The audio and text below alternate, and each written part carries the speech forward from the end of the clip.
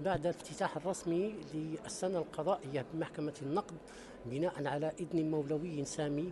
تم اليوم بعون من الله ورعايته افتتاح السنة القضائية بمحكمة الاستئناف بالدار البيضاء بحضور سيادة رئيس منتدب مجلس أعلى السلطة القضائية، سيادة رئيس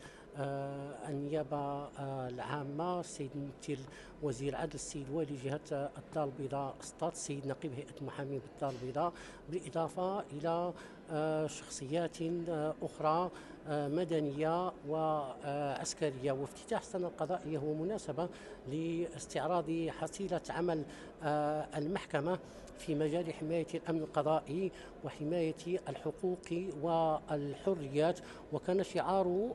السنة القضائية لهذه السنة هو فعالية قضائية تعزز الثقة والمصداقية، وما يميزها هو أنه سوف يعقبها غدا وبعد غد إن شاء الله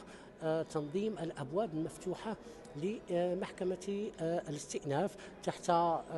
نفس الشعار، بهدف في انفتاح المحكمة على محيطها